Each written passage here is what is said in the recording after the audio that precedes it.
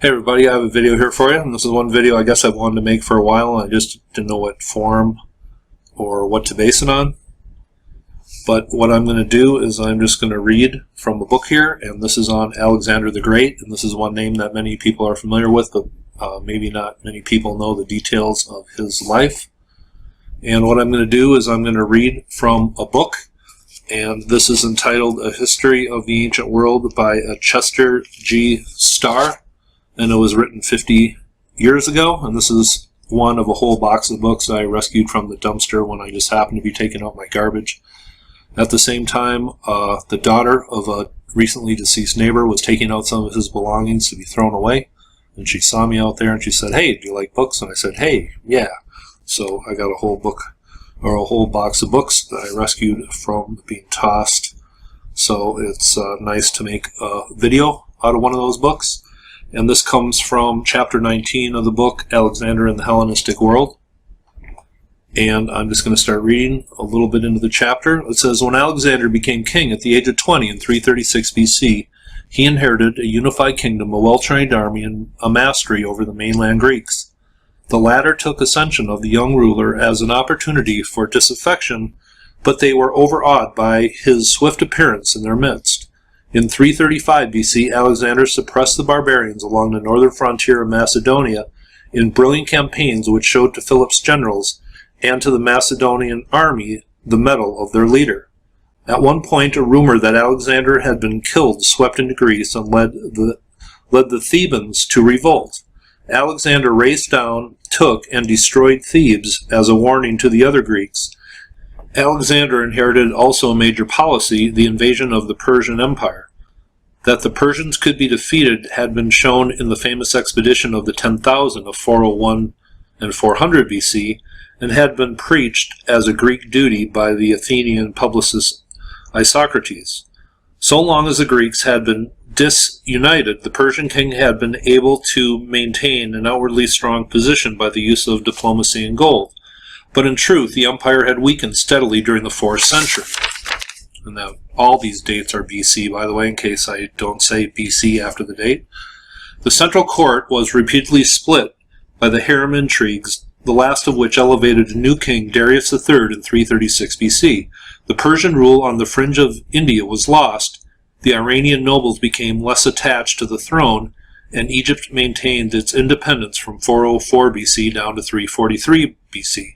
More and more, the Persian rulers had turned to Greek mercenaries, who formed the bulk of the infantry. Nevertheless, the Persian Empire was vast, and its navy, led by the Greek admiral Memnon, controlled the seas. In invading Asia, Alexander faced a threat his opponent might stir up a revolt in Greece itself. To counter the danger, Alexander left behind a sizable part of his Macedonian infantry under the grizzled general Antipater. The expeditionary force, which finally crossed the Hellespont in the spring of 334 BC, consisted of 30,000 infantry and 5,000 cavalry, small in modern terms but very large when measured by ancient means of supply. The next little bit is called the Conquest of Asia from 334 to 330 BC. It says, Alexander is the first general in history whom we can see thinking out answers to his strategic problems and then doggedly executing his plans. For the first 3 years of his conquest, his operations were designed to crush the Persian navy by taking all its ports from Asia Minor to Egypt, a simple but brilliant idea which required 2 major battles and many sieges. Whether he actually saw ahead to the entire conquest of the Persian realm we cannot determine, though as he crossed the Hellespont, Alexander threw his spear into the opposite shore in symbolic gesture that he would win the enemy land in battle. Immediately thereafter he moved to Troy, where he offered libations to the Greek heroes of the epic legend, and took a sacred shield which had traditionally been dedicated by the Greeks. Under his pillow there was always a copy of the Iliad corrected by his tutor Aristotle. In the first action of the invasion he met the satraps of Asia Minor with their local forces at the Gorantius River, charged boldly across the river at the head of his cavalry, and scored a smashing victory. Although wounded himself, Alexander visited his wounded soldiers and publicized the success in Greece as a victory of the League of Corinth. During the remainder of the campaigning season of 334 BC, he took the coast of Asia Minor and drove inland to Grodium, a focal point on the royal road where he cut the famous knot. In 333 BC, Alexander advanced into Syria. Darius III, leading the main Persian army, moved to the same district and accidentally came in behind the Macedonians at Issus. Although the situation was dangerous, Alexander pointed out to his troops that the Persians had exposed themselves in a flat terrain, whereupon his men enthusiastically retraced their steps and secured another major victory.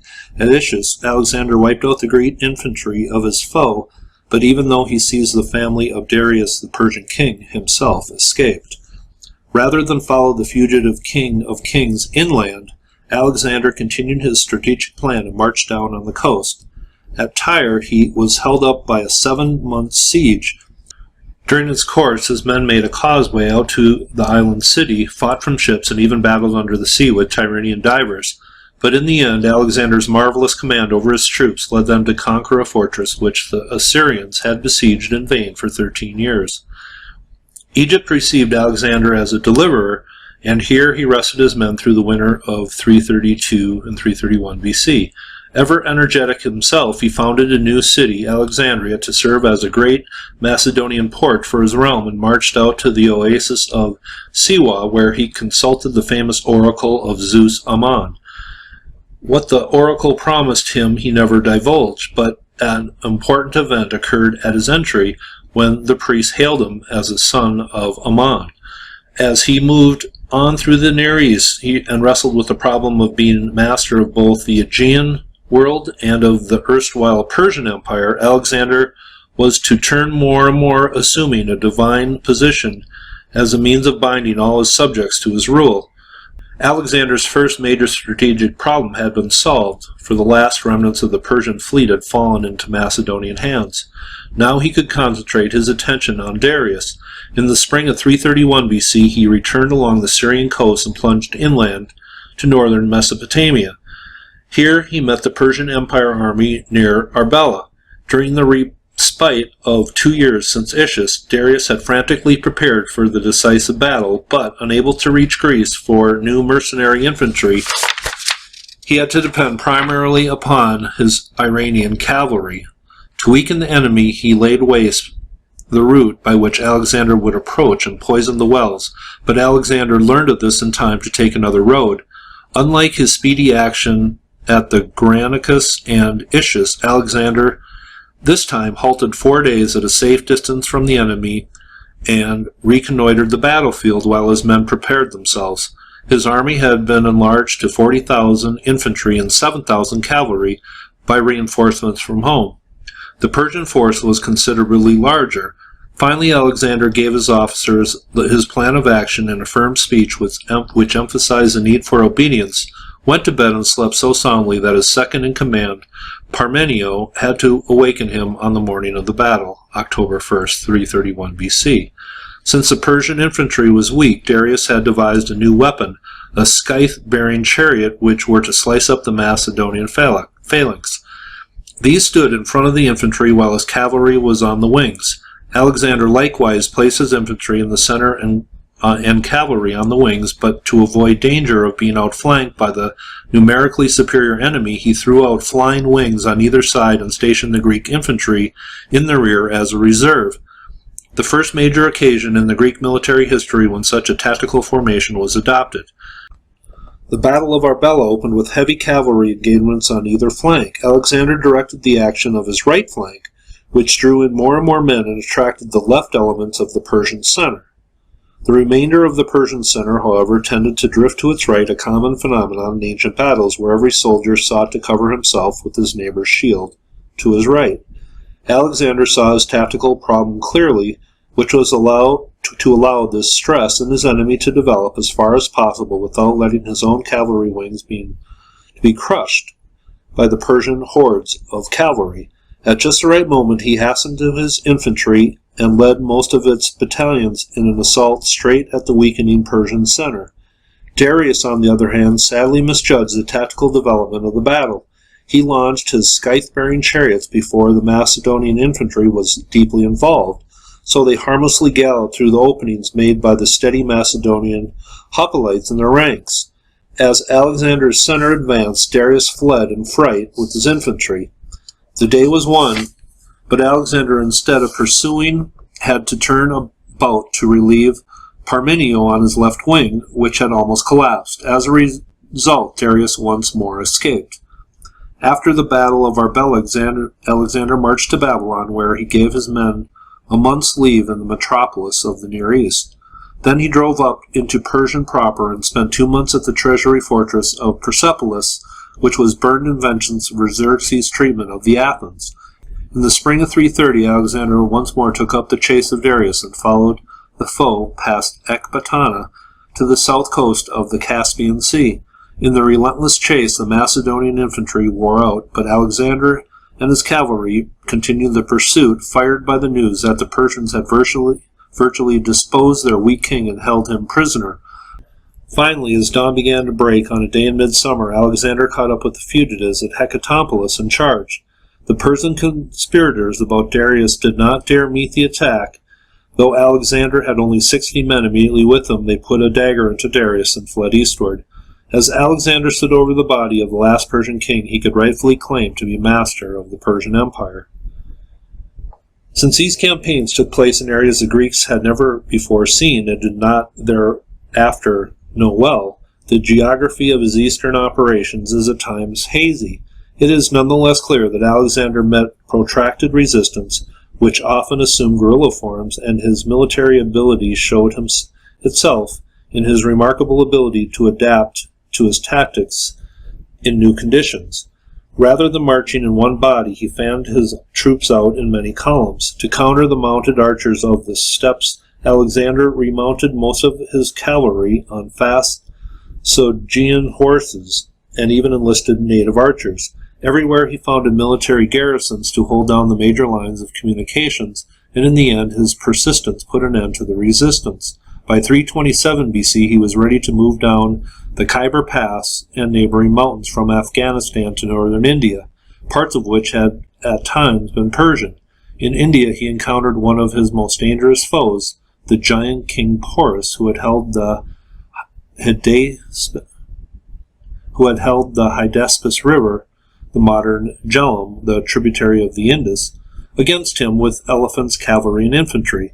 For a time, Alexander made feints at crossing the river so as to reduce the wariness of his enemy.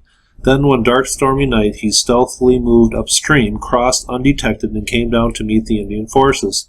Since his cavalry could not face the elephants, Alexander had to keep his horse well out on the wings, while his infantry desperately battled in the center. Once again, the Macedonians won, but their losses were as great as in all the major battles of Hither Asia put together. By this time, Alexander's men, conquerors of the world, covered by rags of barbaric and Indian booty miserably patched together, were utterly weary, but Alexander drove on to take, as he thought, the rest of India, the great size of which was not known to him. In July 326 BC, in the monsoon rains, his troops balked at the river Hyphacius, I think that's how it's pronounced, and refused to go any further. Finally, their commander yielded and marched back to Babylon via the lower Indus and then the desolate coast of the Persian Gulf, where his troops almost perished for the lack of water and supplies. This near disaster had largely been the product of the disobedience and breakdown of Alexander's civil government. When Alexander returned to Babylon in 324 BC, he was forced to spend a year reorganizing and tightening up his administration. But he also was planning an invasion of Arabia to round out his realm from India to Egypt. Amid his work and carousing, he caught a swamp fever and died on June 13, 323 BC, at the age of 33. Alexander's place in history. Judgments on Alexander's career vary widely. Some students consider him little more than a military adventurer who secured release from his tensions in drunken bouts, in one of which he killed his close friend Clydius, who saved his life at the Granicus. Others feel that Alexander began a new age, and that perhaps more than any other secular individual he changed the course of Western history in its ancient phase. In popular imagination, Alexander soon became a great hero who was the subject of ever more fantastic folk tales. Under the name of Iskander and other corruptions, he turned into a legend from Albania to Afghanistan, Even in Greek memory, he became a romanticized figure. To penetrate to the reality of his aims is difficult. On one point, that of his military ability, it can safely be said that in all history there is scarcely a more model general than Alexander. During his 11 years of campaigning, he covered over 22,000 miles and never lost a battle. Usually he knew more of the terrain than even the natives did. He led his men with physical bravery and moral courage. Tactically and strategically, he displayed a sound, quick judgment and carried out his well-formed plans relentlessly. In other aspects as well, Alexander had boldness of vision. Economically, he planned to unite his realms by means of great new ports, Alexandria in Egypt and Patala at the mouth of the Indus. He reorganized the tax system of the Persian Empire into new districts independent of the satrapies. Mints in Babylon and elsewhere issued a coinage on the Attic standard, which was intended to be an empire-wide means of exchange. So that is just a little bit of the history, kind of compressed into one reading. That is the history of Alexander the Great, and I'm very much anti-war, but ancient warfare is such a part of history that I thought I would do a video on Alexander the Great and report on his campaigning across this whole area you see on the map. And it says here, gives a little explanation, the straight lines are the marches of Alexander, and the dotted lines are the voyages of Nearchus. So that is the empire of Alexander. That is a little bit of the reading of Alexander the Great, coming from the book A History of the Ancient World by Chester G. Starr, one of the books I rescued from the dumpster. Hope you thought this was interesting, and you have a nice day.